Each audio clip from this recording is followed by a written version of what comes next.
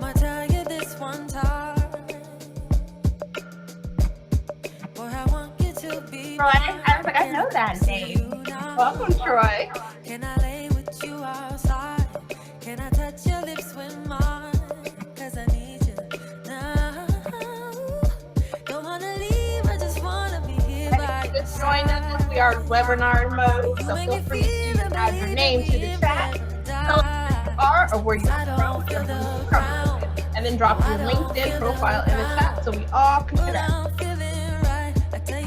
We'll get started in a few minutes. So in 5:03, so we'll give a few more minutes to jump in, and then we'll get started. And as they come in, just go through it. This is being recorded, so you'll be able to view it after the session on our YouTube, and then you can send out the survey.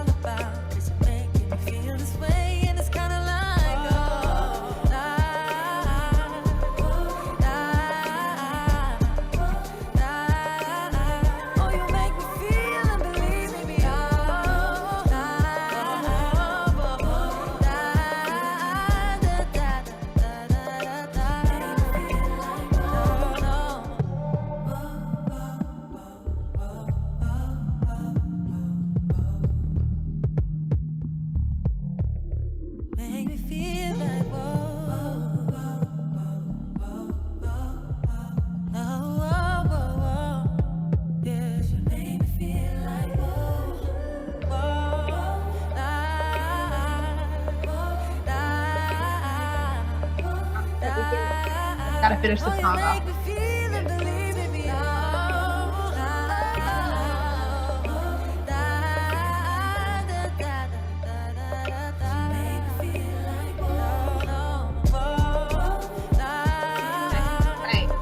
Hey Norville, I see you in here. Hi Jackson. Andrea, nice to see you all. You go ahead and drop your name in the chat, where you were from, or where you're calling, where you're from, or where you are currently at, and then drop your LinkedIn profile in the chat as well, so we can all connect. All right, and so we're going to get started now. And again, this session is being recorded, as you received the notification when you first joined. But in case you missed something, you have to drop off, or you have a friend, family member who wanted to catch this but couldn't, we will have this posted in a survey after the webinar, but it'll also be in our YouTube and our LinkedIn channel. So you guys can find that webinar posting there. And so let's get started. What I'm going to do is just give you a little overview about who we are, what we do, and then we'll get right into the webinar. And then I have to give you some instructions before we get into the webinar. All right, so we'll start with me. My name is Maisha Robertson. I am the president of the San Francisco Bay Area chapter of the National Black MBA. I'm excited to have all you guys here with our chapter as we go through this amazing session with Grow with Google. So San Francisco Bay Area chapter of the National Black MBA was founded in 1989, and we have over 400 members that are spread out between Northern California. So we cover 12 major counties in Northern California. We are made up of professional leaders, entrepreneurs, and students, and we welcome anybody who is currently in pursuit of their undergrad, their grad degree, experienced professional, or entrepreneur into our membership. So if you have any questions about membership, how to join, what else we do, and how to get involved, just send me an email, president@sfnbmba.org, and I'll put that in the chat, and then we'll get you some more information. So other than that, what I would like to let you guys know is if you guys can participate, we would love to have you guys interact through the chat. So Israel will ask you some questions, and then just use your emojis or answer through text in the chat. Just let us know when he asks you questions. We just want to keep this engaged. Even though you're on webinar mode, we still want you to interact with us. So what I'm going to do is I'm going to start a poll question. I have a few polls for you guys. So I'll give you guys about 30-45 seconds to answer the polls, and then we'll get started with the webinar with Israel. All right, so the first one is going to ask you about your job search strategy. And the poll is up. So I'll give you guys about 30-45 seconds. Answer the question, what methods do you use to search for jobs? It's multiple choice, so check any option that's available for you. Perfect. Awesome. And there's no wrong answers. Whatever you use for your job search strategy, just check all that apply. I'm liking the early results of this. 83%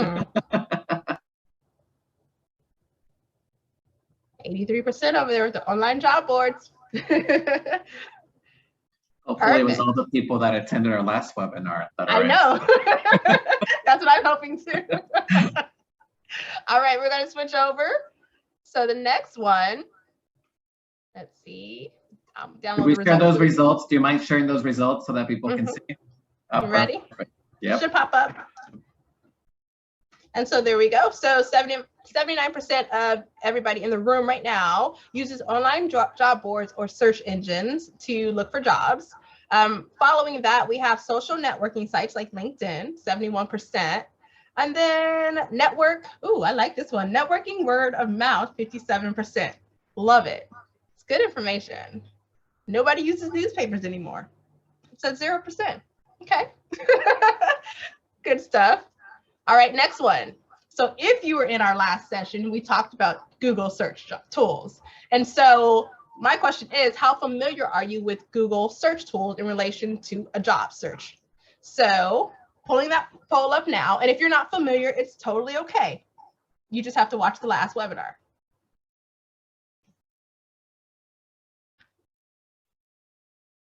Oh yeah, perfect. See, I know I can send you guys all the last webinar so you guys can learn how to use Google search tools. Good job, you guys. About 25 more seconds. Capture everybody. Perfect. And then that's just me left. Okay, good. So I'm going to share the results.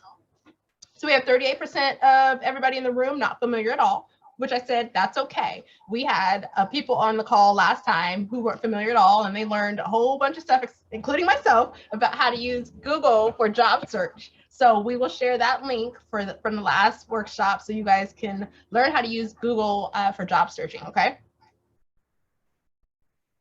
And two more. We're going to talk about resume methods. So when applying for jobs, do you apply any of the following methods? Again, multiple choice, check all that apply. I love this question. Perfect. So you can tailor your resume to the job description, use a format that's easy to read, use resume keywords, make your resume header stand out, action words, strong objective or summary, spotlight key skills, core qualifications. All right, perfect. Again, there's no wrong answer. This is what you do for your job search and your resumes. This is great. I love this. Good. I knew you would like it. So we need some good information here. So this is perfect. I think I need one more person to answer, and take your time if you need to, because the other two is me and Israel. And I will close this in 5 seconds. All right, here's the results. So here we go. About 87% of us tailor our resume to the job description, which is pretty awesome. 80% of us, oh, I love this, proofread before we send. That is very, very important. And then following that, we have a 3-way tie. We have 60% of us use resume keywords. We make our header stand out, and we spotlight key skills and core qualifications. Loving this. I will make sure I send you the results too. And the final one, resume formatting. Single choice question. Have you ever hired a resume writer? This is good to know, because this is one of the questions that somebody had on the last one about hiring resume writers. Oh, awesome. Okay. I'm raising my hand because I can't vote, but my raised hand is I have hired a resume writer. Me too. All right, about 83% of us. All right, so here we go. Sharing results, 67% of us have not used a resume writer, which is totally fine, and 33% of us have. I know I used one, mixed results. I used one, I used two, and one of them gave me a refund because they said it was just, they couldn't do nothing to my resume. So he said it was just, it's really perfect. I can't do nothing, but I'll write you a cover letter. I was like, okay, well, that was just a different response I never got. The other one was just like, there's not much I can do. I'll just change some wording around. That's it. So you get mixed results with resume writers. Some people like it, some people don't. So those are all my poll questions. You guys did amazing. And let's get started with Israel. So I'm going to let you take it away. Awesome. I'm going to go ahead and share my screen. Just if you can confirm you can see my screen. We're good. Awesome. Oh, what a great start. I love the poll. That's something you have never done a poll on mine. So I may steal that idea from you, especially because of the questions that you asked. So thank you for that. So anyway, it's good to be back. I'm so excited to be in front of you again. It sounds like some of you were not part of our previous kickoff because this is a Grow with Google series that we produced. So it's good to be back. So if this is your first time, welcome to today's webinar, Improve Your Resume with Practical Strategies, hosted by Grow with Google. If you're not familiar with the Grow with Google program, quickly I will mention that this is an initiative from Google to help people like you and entrepreneurs grow their skills and careers by offering free digital training and tools like the webinar you're participating in today. So if you're interested in learning more about what the program can do for you individually, I invite you to go to grow.google. There you'll be able to find some additional resources that Google offers to help job seekers in their job seeking journey.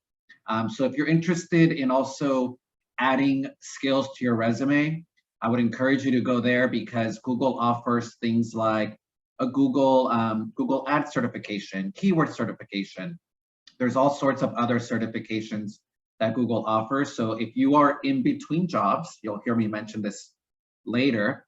If you're in between jobs, there's no better time to work on a certificate so that you can fill in those gaps in between jobs.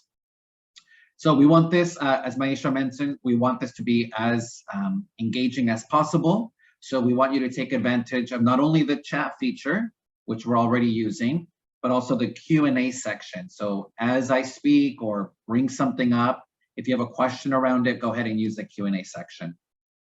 Before we move on, I do want to thank Maisha and the National Black MBA Association of San Francisco for hosting me this afternoon and for producing this webinar series that we are actually in the middle of. So I just wanted to quickly plug our series. This is the second of 3 webinars. So today we're offering Improve Your Resume with Practical Strategies. I'll be back in a couple of weeks to talk all about not just YouTube, but video marketing. So this is actually a great tool if you are wanting to brand yourself as a subject matter expert, for example, in your industry, or you want to build a brand, or you have a side business, for example. YouTube is a great resource for getting exposure. Some people don't know this, but Google does own YouTube. And currently, YouTube is the second largest search engine behind Google. So if you think about it from that perspective, YouTube is more than just video. It's become a search tool where people go to learn, to get educated, where you, as an entrepreneur or subject matter expert, can go and build yourself a channel for people to be able to learn from you. So there's multiple ways that you can look at YouTube or video marketing in general, and how you can use that to help grow your brand and your reach. I've already dropped my LinkedIn in the chat, but if you are interested in connecting with me or reaching out to me after the webinar, my contact information is on the screen. Feel free to email me or connect with me on LinkedIn. I'm pretty active on LinkedIn. I love to share all kinds of different articles around digital marketing, for example. I often share job opportunities with my network. So feel free to look for me there and connect with me. And again, thank you for having me this afternoon. So let's go ahead and just review the agenda. So we're here today to talk about resumes, okay? And we're going to break the presentation into 3 sections. First, we're gonna observe some resume ourselves. We're gonna look at some examples of resumes out there, and I'm gonna ask you to provide feedback on those resumes based on a job description that we're gonna read momentarily. Then we're gonna discuss the 4 strategies you can use to make your resume even better or stand out.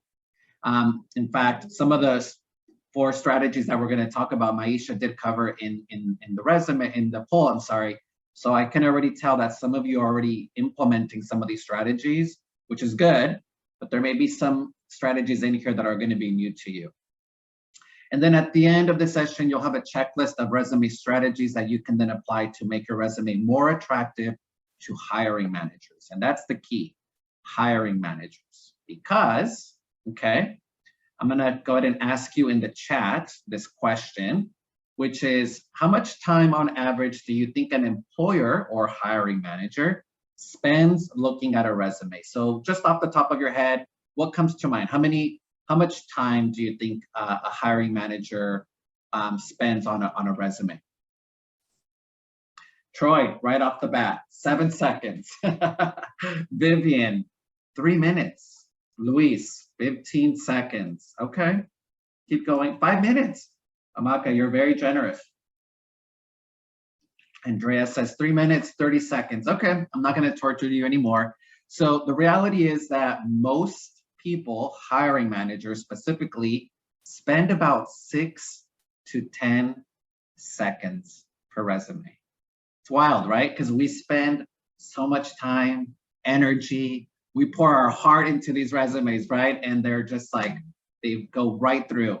But that's the thing, right? Is hiring managers these days are being inundated by resumes, because in some cases it's easier to apply through these different platforms. But today, what we're gonna do is actually, for this exercise that I'm gonna do is, I'm gonna have you channel, and we may even have some hiring managers. I think we had some people on the last call, Maisha, that were actually in HR. So we actually had some professionals on the call or on the webinar. But for the next 20, 30 minutes, what I want you to do is think about, if you were a hiring manager and you had a job posting out there, how you would go about with scanning these resumes or spotting the resumes for candidates. So what we're gonna do next is, it's gonna be an exercise where I'm gonna read you, or I'm gonna have you read a job description, and then we're gonna look at a series of resumes. And in the chat, I just want you to give me first impressions of the resumes and let me know if you would hire the person based on what you've scanned, okay? And I'm only gonna leave the resume up for a couple seconds before we move on. So again, this exercise is for you to think of yourself or channel the inner hiring manager in you, and let me know once you see the resumes that we're about to critique, if you would hire these individuals or not, okay? So quickly, I'm gonna go ahead and just read the job description, okay? So this is for a job for a sales representative, okay? And it says, we're seeking a high performer to join our sales team. The successful candidate will be a responsible, motivated sales associate with proven experience. This person will manage the entire sales cycle, identifying sales needs, locating and expanding new markets, designing and delivering sales presentations, and presiding over negotiations. You will build and maintain expertise about a range of company products and services. to meet or exceed personal and departmental sales goal, you'll need excellent customer service skills, an entrepreneurial worldview, business acumen, and a professional sales philosophy, okay? So I'm sure there's some keywords that stood out there, right, that are sticking around. So with that in mind, I'm gonna share a resume, and in the chat, you let me know if you would hire these people, yes or no, based on what you're seeing, okay? So I'm gonna go ahead and start with resume number 1, and let's go ahead and look at Ashas' resume, and I'm gonna literally do a countdown of 6 seconds to see what type of reaction we get. So in the chat, let me know.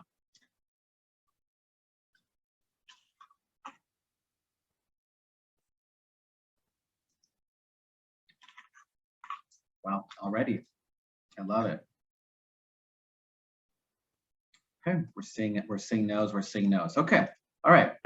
Let's go ahead and what I want to do is I want to start with just highlighting, without being too critical, some of the strengths of these resumes, right? So to start, we think that there's clear headings. I love the use of the white space, right? We talked a lot about that on the last training. And white margins, clear headings. So it's easy, this resume, in my opinion, it's easy to scan because it's formatted in a way that makes it easy to scan. But unfortunately, like some of you have highlighted, they're not real good candidates because they don't have the sales experience that we're looking for, okay? So in the skill section, this is where you're gonna wanna highlight, what makes you qualified for this role, right? So people, because we're scanning, we're looking for those keywords, right? Those key things. So when we scan this resume, we're not seeing any sales experience, okay? And again, I think it's important to also tailor the experience to the position. So Maisha, you said earlier in the poll, how many of you guys are customizing your resume to meet the job description? This is where you're gonna wanna incorporate some of those tactics so that when people are scanning your resume, you can see that, okay? Let's take a look at Adam's resume now, okay? And even as you scan, feel free to also drop any impressions of the resume. I mean, are you liking these formats? What stands out? Because we're also gonna dive into some of those things that stand out. So we'll give it 3 more seconds. So again, we're looking at Adam's resume. Yusra said the format of this resume was better. Okay, we like that. Okay, so would you hire this individual based on what you're reading? Remember, we're looking for a sales representative. Okay, Andrea says no. Luis says no. Okay, no information on resume. Troy, you spot on. So let's go ahead and first let's take a look at some strengths because we don't want to be too critical. Okay. One thing that I do like are the skills and accomplishments, right? That you're able to identify some of the certifications or some of the things that you're certified on. Like for example, JavaScript. I'm not specialized. That's not one of my skills, but that's cool. I don't know how this would be relevant to sales, but okay, good for you, right? Maybe if you were in software sales, that would maybe be, relevant, okay? So let's take a look at some of the opportunities. So right off the bat, I think that they lacked including some of the descriptions of their responsibilities. Like, how are you supposed to know what you did in these roles, right? So I think it's important, and I do get this question a lot, which is how much information? I think 3 or 4 bullets, if you can summarize it, perfect. I think that that's more than enough. There's no need to, write paragraphs around everything that you did. I think it just has to be relevant, okay? And then also keep your experience details consistent. So this is more of like a formatting thing. You don't want to make sure that you're all over the place with your formatting. All right, let's look at Titus's resume. So in first impressions, Maisha gave the thumbs down. I love it. So let's look at Titus. What do we think? Again, would we hire them? And then maybe some impressions of this resume. And again, these are, in some cases, these are some extreme examples. Michelle, right off the bat, she said, nope. No, no, no. Okay, Andrea says no. Andrea's been on it. I like Andrea. She's like quick. I like this. Okay. All right. So again, like the last resumes, let's go ahead and look at some of the strengths first. Okay. So simple readable language, again, objective experience. That's pretty self-explanatory. So we like that. Okay. Some areas of opportunity. So this one, you know, depending on the industry and also the country, because some countries, some countries, or in some countries, I should say, photos are customary. In the US specifically, since most of us are in the US, not so much, right? I personally, if they really wanted to see what I look like, I would just point them to my LinkedIn, which I normally do. I always include a link to my LinkedIn because to me, not only they can see what I look, if that matters, or shouldn't matter, I should say, but if we have mutual connections. So, you know, again, photos, I'm not a fan of them. And I think in the US, they're not as customary as they are in other countries. I think collectively, I didn't see this, I normally see this in the comments, but I think we can collectively agree, hopefully, that there's too many fonts and colors, okay? And I think that one of the common mistakes that happens is that when we want to be creative or when we want to show our creative side, we just go all out, right? We start to add colors, we add, you know, graphics and icons and things like that. And personally, it's like, I think this is too distracting. I also feel like there's too many fonts. For my own resume, I use 2 fonts and 2 colors and that's it. And they're like blue, like a dark blue and a dark gray.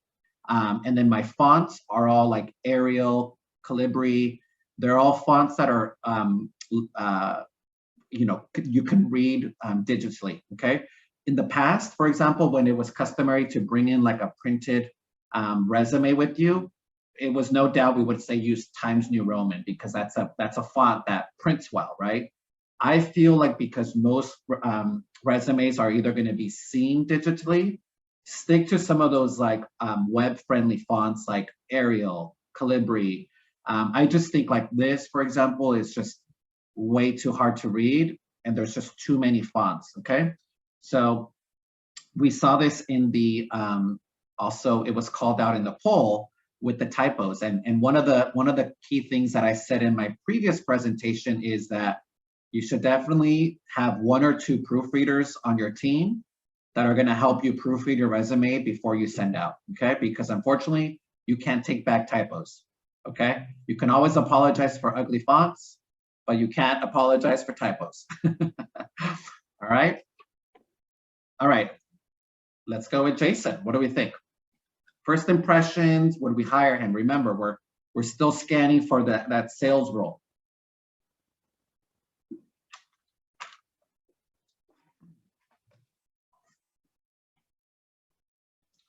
Okay. Yeah, sans serif. Thank you, Maisha. That's the correct terminology. The sans serif fonts. All right. So what do we think? What do we think about Jason? Do we hire? Do we want to bring him in? What's the resume telling us? Quick scan. Too much. Michelle's like, I'm not even gonna. Michelle said next. I love that. Luis says thumbs down. Andrea, no. The first sentence. Wow. Yes. Michelle, thank you for making me laugh. That was good. Troy says he's looking for a project management role. Exactly. Not even close to what we're looking for. All good stuff. So quickly, we're just gonna highlight. Let's be nice, right? Let's highlight Jason's some of the strengths. So we feel like it's an appropriate font. Again, I even think that this one's probably a lot more better for print. So if I were to print this, I think this would be a really good font. So let's look at some of the areas of opportunities because I think there's a lot here for us to talk about. So again, okay. So you heard me say this the last time, and we said this in the beginning with the first resume. Give it some space. You know, there's no need for you to fill the entire space. I mean, I feel like the margins on this are probably like not even half, right? So white space is good. Remember, there's no need to fill the entire resume. If you need to go to a second page, awesome, but there's no need to fill this, right? Or more importantly, to include all of your 20 years of experience. If you have that many, that's no problem, but you don't need to list everything, right? I feel like in this particular instance, somebody said this, like from the beginning, even the objective, it's a lot, right? And then you go down to the experience and the skills and the awards, and it's just very, very, very copy heavy. So if you're feeling like yours is getting a little bit copy heavy, just think about like, are some of the jobs that I'm listing, are they relevant for the role that I'm applying for? If they're not, there's no need to put them on. You can always bring them up in person or in the interview process later, but don't feel pressured to have to include everything, because I'm afraid that then it's gonna end up looking like this, right? So in this particular instance, they're also saying, exclude unnecessary links or details. I mean, Instagram, unless you're kind of looking for a marketing role where you're showing that, that you work with influencers or something like that.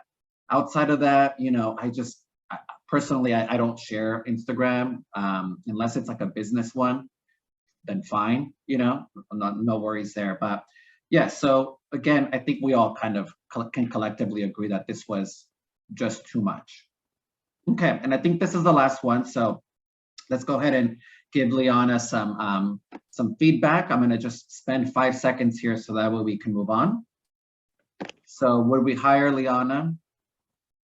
Hey, Diane, thank you for joining. It looks like the link that you shared was just sent to Maisha and myself. So you may want to reshare that so that everybody could see it. Cool, I already see some questions coming in, Louis. I see the question, we'll address it a little bit later. Okay, so let's move on. Let's look at some of the strengths. We like the detailed summary.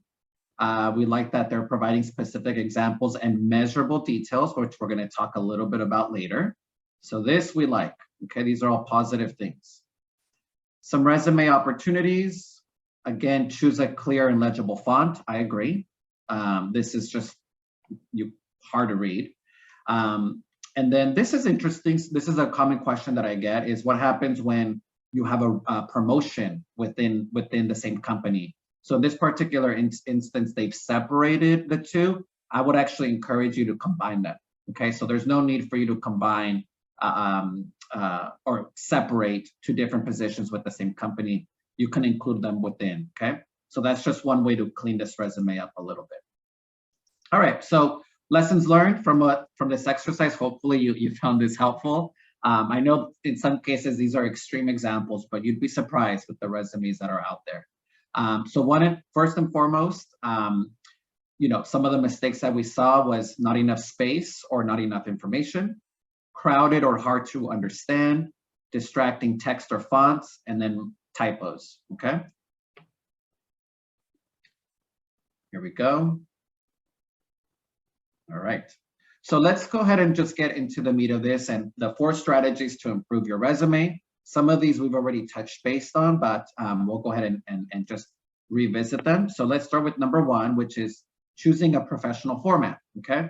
So here on your screen, you're seeing a traditional format. This actually is a template that you can find on Google Docs. We actually looked at this template the last time. So for those of you that didn't attend, Google does offer resume templates, so that way you don't have to start from scratch. I actually, with this one, I have to be honest with you, with the creative one, I have a hard time with the creative one sometimes because of the columns. So these columns are really hard to read through like the machine learning. So I would, caution you, and also we talked a little bit about images earlier of whether or not we should include a professional photo. But these are just some of the format templates, okay? Again, this is highlighting some of the things that are important, which is providing space, making sure that the fonts are legible, that we have clear headings, okay? And then appropriate fonts. I won't go too much into this detail, Maisha. I think for those people that maybe want to revisit the resume workshop we gave the last time. We can drop the link, but we covered Google Doc templates. So if you're interested in looking at what those are, I would encourage you to watch the recording. So let's talk about highlighting your skills and accomplishments, because this is, I think, something that we often maybe are either hesitant about, we don't know how to share some of these details, okay? And then also, when should I include a job versus maybe exclude it, okay? So I think the rule of thumb is include your most recent work experience, but making sure that it's relevant experience, okay? So this is why we say eliminate previous jobs that are not relevant to the one you're applying for, okay? I actually have 3 versions of my resume because I actually have digital marketing experience. I also have experience with partnerships. So sometimes I'd be applying for roles that are more focused on working with partners, okay? Some were more digital, like director of marketing roles, things like that. So you may have a couple variations of your resume, and I think that that's okay. I think that you should have a variety or multiple resume options, okay? We also think that it's good to include volunteer or part-time jobs that showcase your qualification. And this is actually really good, especially for those of you that are looking or maybe don't have the 5 years plus experience that a job opportunity is looking for. I would include volunteer work, okay? Again, there's no better time to do volunteer work or work on a certificate than when you're in between jobs, okay? Because that's a great way to fill in your resume when you're in between jobs. Okay, so let's practice deciding which opportunities you might include on your resume and which ones you should eliminate, okay? So imagine, again, we're applying for the sales representative position that you saw earlier and had worked, that you had worked in these past jobs, okay? Here on the right, on the left-hand side, okay? So we're not gonna take too much time to read the sales representative role because it's very similar to the one we read earlier. But I would wanna know, from your perspective, if we're applying for the sales representative role, which of these jobs should I list and which ones should I exclude from my resume? So let's give it like 30, 40 seconds to kind of have you think about it. From these roles, which ones would you include, or maybe which ones would you exclude from your resume?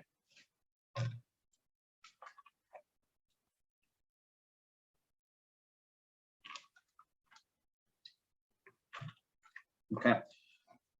So some people may have chosen to include babysitting, while others may think it doesn't apply, okay? So it all depends on the skills you use during that job and how you describe these skills afterwards, okay?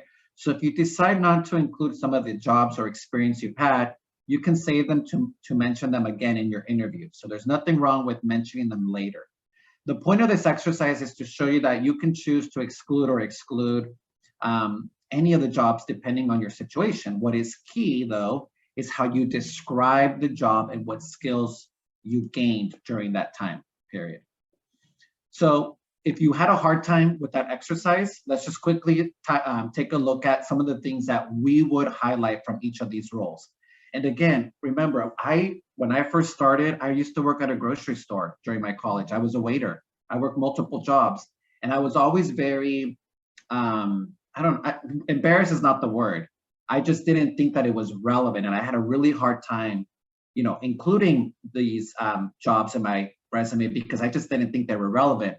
But later on, I learned that I just wasn't highlighting them in the correct way, okay? So here are just some ideas as to how you can highlight some skills from these jobs, okay? So if you're a waiter, okay, you identified upselling opportunities. How many times were you asked, what would you recommend? What wine would you recommend with this food? Those are all upselling opportunities, okay? If you were a cashier like myself, okay, at a grocery store, you engage with customers. There was customer service. Did you find everything okay, right? That is like customer service 101 right there. Volunteer work, okay? You raise funds for an area business, okay? Bank tellers, you build product expertise. I'm sure that one of the questions you often ask was, Do you have a business account with us? Do you need checks? Those are all things that you were selling products, whether it felt like you weren't, you were, okay? Babysitting, we all probably babysat, right? You showcase responsibility, right? Those are all skills that you learned along the way. Even like time management would probably be another one. Freelance blogging, negotiated rates with publications. Hopefully you are charging for that content, right? That you're not doing this for free, right? So, even if you were guest blogging, you were still negotiating pricing, hopefully. So again, we talked about this. One of the tips that I gave the last time is to copy and paste when you're working on your work experience, to copy and paste the job description from your resume and try to match as much of those skills that are being asked of you to your work experience. That's a really good exercise to do prior to updating your resume. All right, so site-specific examples and measurable details. Okay, so this is something I mentioned earlier or referenced earlier in one of the resumes. We liked that person had included measurable details, okay? So what do we mean by measurable details, okay? We mean that if you were in a role where you helped increase sales, you may want to be a little bit more specific and say by what percentage or across how many years, okay? So measurable details are a great way for you to be able to stand out from your resume. So let's take a look at some examples here, okay? So here, let's think about, this is more like a wordsmith exercise, okay? Truthfully, this is something that I lacked early on in my career when I was building my first couple resumes, is mine were just really flat. I didn't provide enough detail, or I wasn't descriptive enough, okay? And it looked very much to what you're seeing on your screen right now, which is an example of somebody's resume where they were a team lead at a big box store from 2017 to 2019, okay? So here, again, this is a wordsmith exercise. So we're looking at, this person says they managed a team, trained new employees, ran meetings effectively. These are all good things, right? All fantastic things.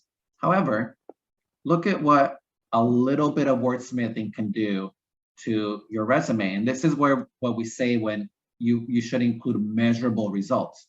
So we went from managing a team to saying we're managing a team of 8 employees, from new hires to 15-year company members. Trained 15 new employees in 2 years, developed an onboarding program and documented procedures for all employees to follow. Ran weekly team meetings with 20 attendees, relayed sales targets from directors and assigned tasks to team members. Exceeded individual sales target by 20%, selling 20 widgets over the company's set goal of 100. So let me just let's just look back real quick, right? We went from this, which is nothing wrong, but wow, look at what a little bit more of like, that wordsmithing, the adding some of those sales goals can do, okay?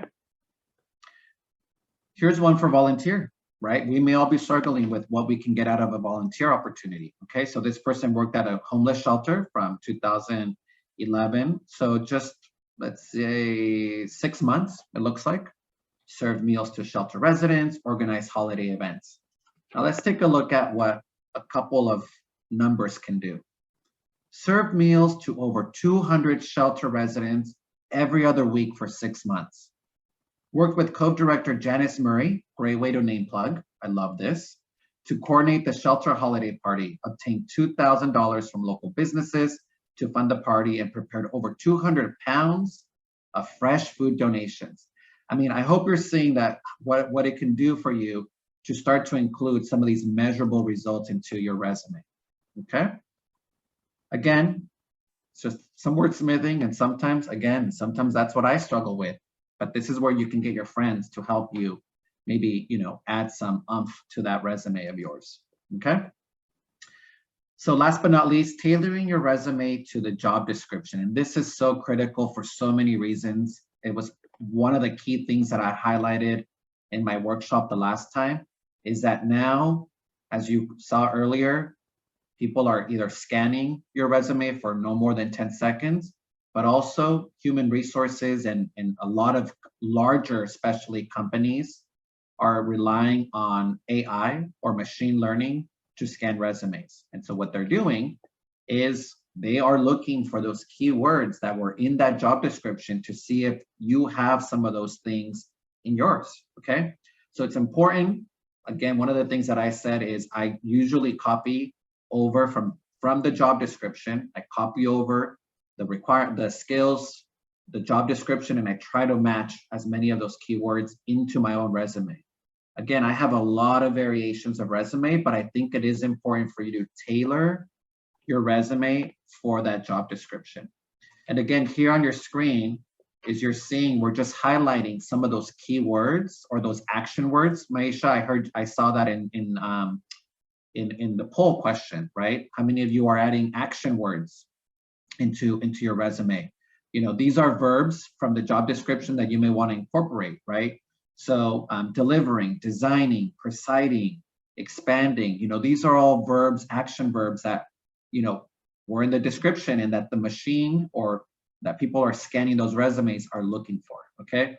So it may seem like a lot of work, and it is, for you to customize those, but I'm telling you, it's gonna get you at least in the door, but because they're gonna get through that machine learning or those bots, okay? All right, so quickly, we're just gonna review what we talked about today. We have about 10 minutes for Q&A, but we're gonna start by choosing a professional format. We saw a lot of variations of resume examples, okay? Highlighting your skills and accomplishments, you know, citing specific examples and measurable results, and then tailoring your resume to the job description, okay? So these are all the 4 things that we talked about. The last time I mentioned to you that one of the tools that I use is Google Sheets to track all of the jobs that I'm applying for. I encourage you to take advantage of that. It's one way for you to stay organized and just keep track of the job journey. So whether you've secured an interview with somebody, if there's a follow-up interview, and for you to just keep track of all the important information that comes with the job applications. One thing that I'll mention too is if you are needing to submit a portfolio, so a lot of graphic designers, web developers, mostly creatives, maybe in some cases salespeople who have to provide a pitch deck. Google Slides is a great way for you to be able to create really professional looking presentations, or a great way for you to store your portfolio. So there's a lot of great templates on Google Slides that you can pull from if you are needing that sort of resource. So I'll leave you with this list, and I think you guys should get a copy of this presentation, but next steps, if you haven't already taken advantage of all of the tools that Google offers, these are the steps that you would want to take. And then reminder that I am going to be coming back in May for the YouTube workshop, and I hope that, you know, I think there's about 22 of you, 20 of you that are joining us. Hopefully you can come back for this webinar on May 3rd at 5 p.m. And then last but not least, I invite you to go to google.com/grow. And I'm going to drop this in the slide, but in the chat, learn more about what Google can do for your job journey. Maisha, first impressions, thoughts, feedback? Yeah, I love you. You're awesome. We have a question in the Q&A for you. Okay, perfect. Let me see here. So Frank asked, most resume writers' advice is to have a 1-page resume. The max recommended is 2 pages, but that is more of a PhD level. What is the hidden reason behind this? Well, mostly because of the machine learning, probably. Most, you know, I mean, I personally don't mind two pages if you need to, right? Again, if you're just adding stuff to add stuff, then that's, I think, where it becomes just too much, right? So for me, it's like if you have 20 years, 25 plus years experience, you know, maybe 2 pages is valid. But even then, right, you may have jobs there that are no longer relevant. So as much as you can, for sure, keep it to 1 page, super clean. I don't personally find it offensive if I get a 2-page resume. I only find it offensive if it's just not relevant. Makes sense. All right. I know for me, this was very eye-opening. So there's a lot of things that we repeated over and over and over. And that will be in the post survey. So if you take the post survey, you might get a prize if you remember the 4 things that were repeated over and over. So want to make sure that you guys got the most out of this session. I know we talked about in the chat ATS, what an ATS system was and what it does. And so that's why we have templates like that there is on Google. There's different ways that the ATS system can read your resume. But if you have a lot of things going on, tables, columns, images, it cannot read those things. Icons. Yeah, so you got to be very careful how you submit your resume on certain websites.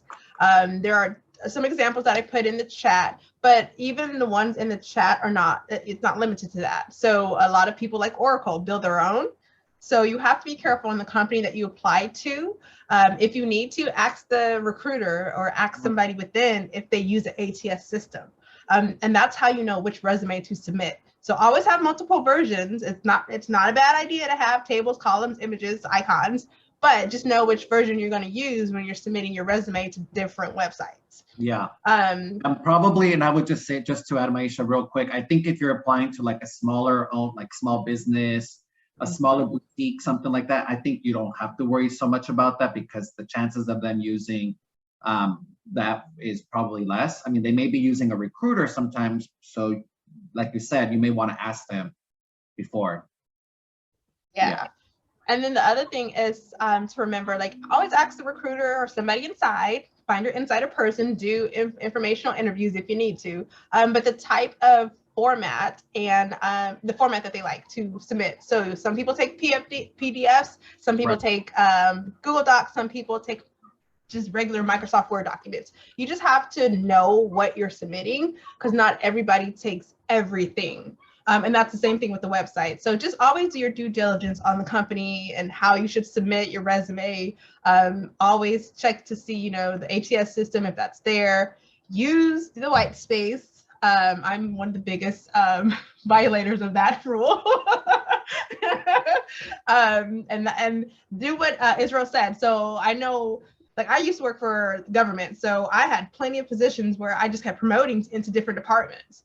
So use that one header of that company and then combine those positions. That's the best advice that I ever got from somebody. Israel said the same thing. Use it that way. Don't list them as different things. And then the other thing that I saw was somebody asked about the exact mailing address. Yes. Yeah, Louis asked that. Yeah. So I was gonna answer that as soon as you were done. I personally don't think it's necessary anymore, especially because most, I was just going to share my screen to show the templates that are available on Google. Is my screen showing again? Yes. Okay, let me go back. So Louis, to answer your question, I don't think it's necessary anymore. One, because most companies are hiring remotely these days. I would just include the city and the state. So I don't think you need to include your actual mailing address. I don't think that's not necessary anymore.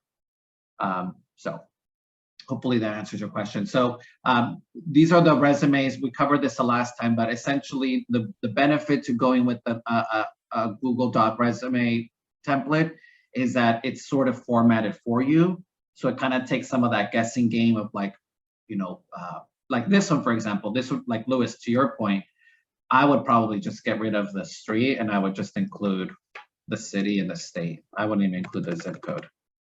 So that's probably what mine would look like. And then a link to my LinkedIn. So those are typically what I include in mine. My first name, last name, city, phone number, email, and then my LinkedIn. That's usually what mine include. Yeah, same. And then I see, should I combine job descriptions if I change departments and roles within an organization? Or should I combine job descriptions as long as I'm working in the same organization? So no to the second. Don't combine your job description if your role is totally different. Right. Always change your description of your accomplishments, what you're doing, the metrics. Make it go towards the job that you did, and not just because you're in the same organization and you change jobs, your role changes, the title changes, things change. Right. If you're doing similar things in the past roles, highlight the things that you're doing different in that new role. Exactly. So if we were looking at the example here on the screen, right? So let's just say that this is one job, right? You could just include the second one. You know, I would get rid of this and include just the job title. And what I actually usually do is I say promoted. So that way they know it was a promotion. So that's one way for you to say, I not only moved because I got promoted, you know, so that's a great way for you to highlight that. That's, most people don't know how to highlight those things. I usually include it right next to the title. Yeah, toot your own horn, put the spotlight on you, like tell them what it is. I was promoted here. And so put it there. I think even with the positions, a lot of people won't put down that they did interim positions. Why not? Right. If you were an interim president, or you were an interim director, or you were interim whatever it was, put it down because you did the job. So regardless if you were just interim, you did the role for however months you did it because they didn't have anybody else to fill that position. You still did the role. Somebody felt like you could handle it, even if it was. I mean, there's a million reasons why you maybe didn't choose to go for the apply for the final role, right? I mean, you know, but there's nothing wrong with I 100% agree with you, and I do see that a lot of people either don't know how to include that or feel shy about it. Feel shy about it, yeah. And then for you, Israel, for consulting or contracting roles, how should people put those in their resumes? I would, just very similar to what you just said. The interim roles are very similar to like the consulting roles. I would definitely include them because you can even highlight that. I mean, that is a skill, right? So consulting is definitely, there's an art to it. You know, like my speaking opportunities too, I talk about that as well. So I would include that. So make sure that if you see it in the qualifications, and you've done it, if it's not in a role that you've done, but it's in a volunteer position that you're in, highlight that skill. Put it at the top at skills or core qualifications or whatever you want to call that section, but highlight it because you've done it. So not everything has to be connected to the role that you are currently in, something that you've done for paid job. Your experience, volunteer or paid, is still experience. Yeah, the volunteer one I think is like, I think something that we all struggle with, right? Because usually it would probably go down here somewhere, like, but I think it's, you know. I put mine up there. Good. Yeah. Experience gained during internship when in college, should it be added? If it's relevant, and then it depends on how long ago college was. Yeah. I think that does matter there. Yeah, but also even like how we talked about in the wordsmithing, you know, what are we going to say about it, right? Did it result in something? You know, was it, what kind of accomplishments and you know, because there is, I mean, I think there's some things that you can pull from. I mean, we can't overstretch it either, right? But I think that there's things that you can do to make it work to your advantage, especially if you're just out of college and you're just trying to accumulate those 3 years that they're asking in the experience section. You know, try to pull from that. There's nothing wrong. Yeah, but like me now, 15 years later, can't say I was the general manager for a radio station and I did da-da-da-da. That doesn't matter. That was 15 years ago in college. What did you do now? So try to make sure that it's relevant to where you are now, and it's not so far back. I think you can also pull that up in your interview process. Yes. You know?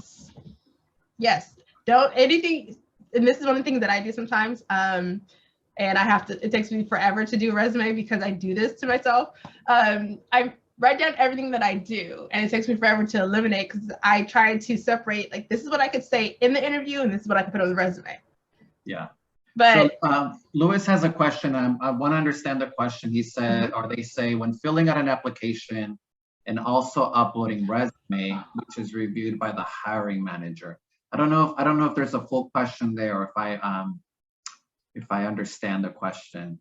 I put thumbs up or thumbs down, Lewis. Are you asking, are both reviewed or is one or the other reviewed? Which one is reviewed by a recruiter? Oh, by the tech. Oh, Yeah. yeah. So it's a guess. Yeah, we sometimes don't know. We sometimes don't know, Louis. So we should just assume nowadays, especially if you're submitting through like LinkedIn, for example, or Indeed, or one of these platforms, chances are they're being scanned by like by a machine learning. So I would just assume, unless somebody wants you to bring in the resume with you in person, then then it's a little bit different. But I would just assume in general that they're being scanned. Yeah. And I think before we leave, I'll ask one question and then I'll let everybody go. On that note, when it comes to applications that ask you to fill out the application and upload your resume, should they be the same thing? Oh, that's a good question. Well, sometimes I know it's like autofill, right? Mm-hmm. Sometimes it's the opposite, where they ask you to upload the PDF and then it autofills. That's a good question. It depends on the field, because sometimes when you write it in, you're limited to the characters. So I don't know. Actually, I would think it would depend on, like, if you're being limited, then you're gonna have to get crafty with your words, with your word limitation, I should say. So I think it depends. Okay. Yeah, because that's one where you see a lot of applications. I try not to do this when we're hiring at work, where we're asking you to fill out this application and upload, because now it's duplicating. Right, it is duplicating, right? I've seen some good companies do some really good like character questions, and then have you upload the resume. So they're just asking you supplemental questions, like, in some cases it's like scenarios. I like those. Those are cool. Kind of allow you to highlight your personal traits and stuff, your personality, because that is, it's good. Yeah. All right, everybody, we thank you so much for your questions, your participation in this webinar. Like I mentioned at the beginning and in the chat, we will send out a follow-up email that will have post-survey link, and it will include the recording for this session so you can watch it again. You will have a recording from our last session that we did about Google search for job searching. And so you'll get information about the templates, the things that we talked about or that we mentioned earlier. All that will be in that video as well. And so the Use YouTube to Grow Your Business is May 3rd. The link is in the chat as well, but I'll put it in the follow-up email. And then the next session that we have for our chapter is a career development session with Abbott. We'll be talking about the corporate finance careers with Abbott. And so if you're interested in finance and you want to learn more about finance careers and the journey and how people are navigating that space, join us on that for that webinar. That webinar, April 26th. And that will also be in the email as well. So this was amazing. You guys were great. Thank you for participating. And you'll have a post survey to fill out. And post survey will always do a gift card. So if you fill out the survey, you're entered to win a gift card. So thank you guys, whoever's on the East Coast, for staying up with us. Thank you for everybody on the West Coast. Have a great dinner. Have a great evening, and enjoy the rest of your week, you guys. Thank you. Bye for now. Thank you, Israel. You're awesome.